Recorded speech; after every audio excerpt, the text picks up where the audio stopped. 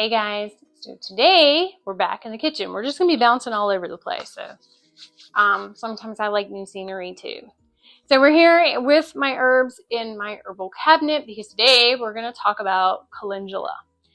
I know I've heard that pronounced 1,000 different ways, but that's the way I do it. Now, unlike some of the herbs I've covered recently, I actually don't have calendula growing in my garden this year.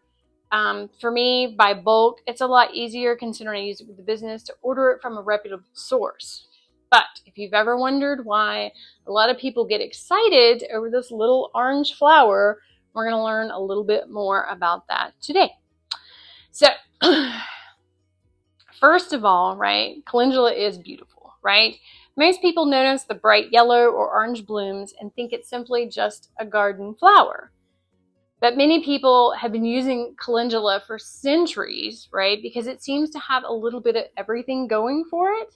It's edible, it's medicinal, it's beginner friendly, right? For those of y'all starting out. And it's one of those herbs that constantly finds new ways to be useful. The more you research, the more you're going to find a new way to apply it. So if someone asked me to build them a starter apothecary, calendula is definitely going to make that list, especially for the beginning herbalist. So a fun bit of history about calendula. Calendula has actually been called the poor man's saffron, right?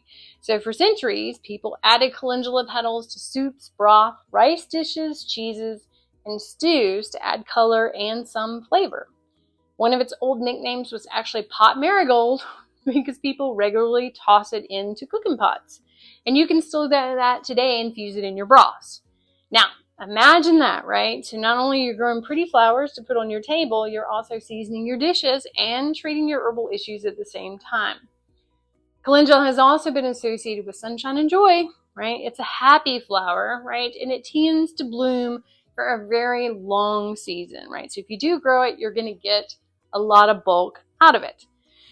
Now, one thing I learned when I began to study calendula was many suppliers will just sell the petals only. If you're using it for medicinal purposes, you do not want the petals only. You want the entire flower with the green base.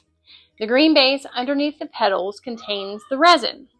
That sticky resin is considered an important part of calendula's medical properties.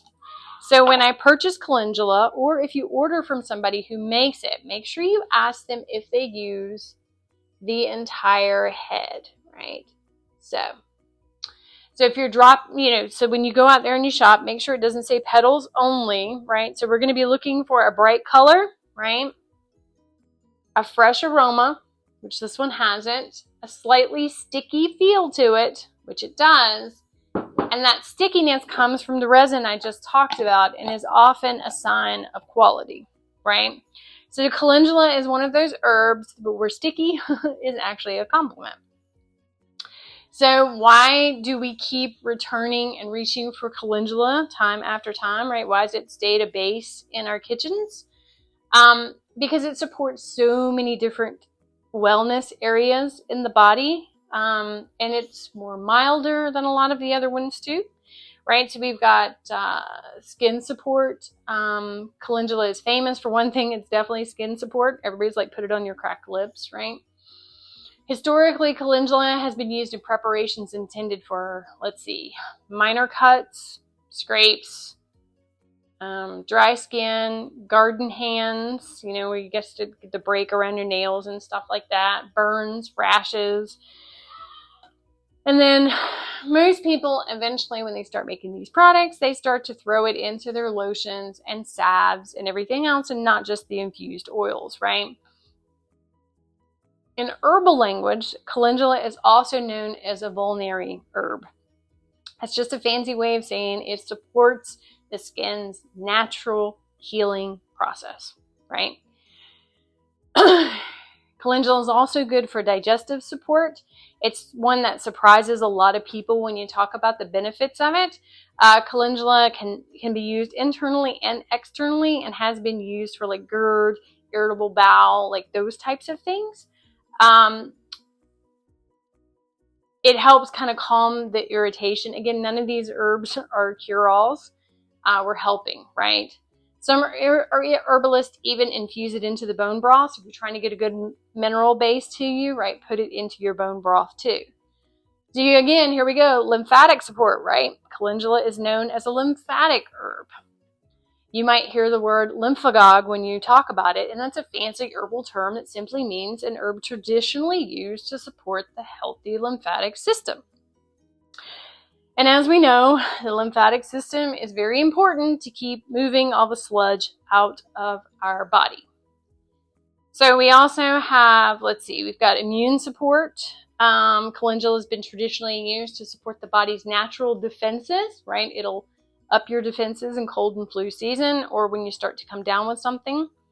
Long history in that, and you can actually do a lot of research on how people have used this herb when they've gotten sick and in those times.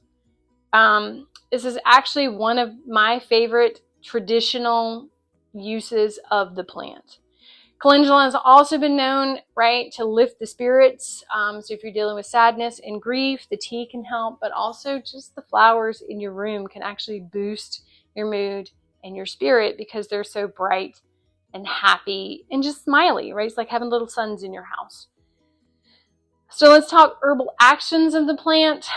Calendula is traditionally considered, anti-inflammatory. It's an antioxidant. It's antifungal, antibacterial, antiviral, lymphatic, and skin support, right? So those are all the different things that this herb can help you with. So this probably explains why you see calendula just about everywhere. It's because, it is very useful. So what all can you make with calendula? Let's see. I love calendula because there's so many ways to use it, and I actually do use it a lot around here. So if you're only going to learn one herb this year and really dive into it and master it, I would highly recommend this being one of them. So you can make calendula tea. We can make calendula tinctures. We can make calendula infused oil. We can make calendula salves with that infused oil. We can make calendula lotions, right? Sitz baths, herbal bath blends for the skin, and even culinary preparation, right? So again, infusing it into those bone broths and stuff too. Now, I would mark the ones that I infused it in. So that's actually a pretty impressive resume for just a flower, right? So that's all we're using on this is the flower. So if someone told me I could only stock a handful of herbs in my kitchen, calendula is definitely going to be on the top of the list because of all the items we have listed out here for the properties and help that it can give.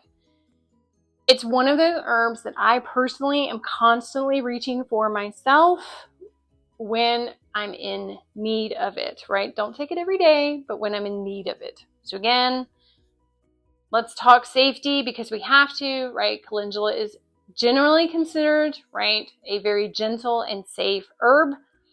However, those who have sensitivity to plants, again, in the daisy family should use caution.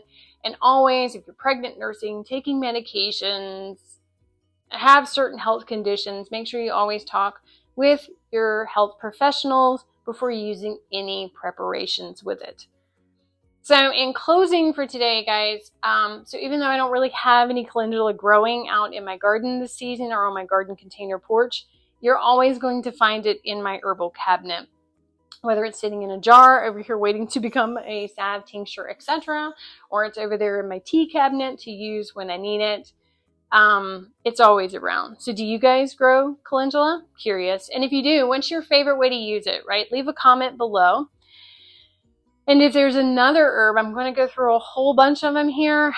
But if there's another herb that you would like me to do something on, put a comment below and I will put that up in the rotation. As always, stay rooted, stay curious, and keep growing in grace. Bye, guys. See you next time.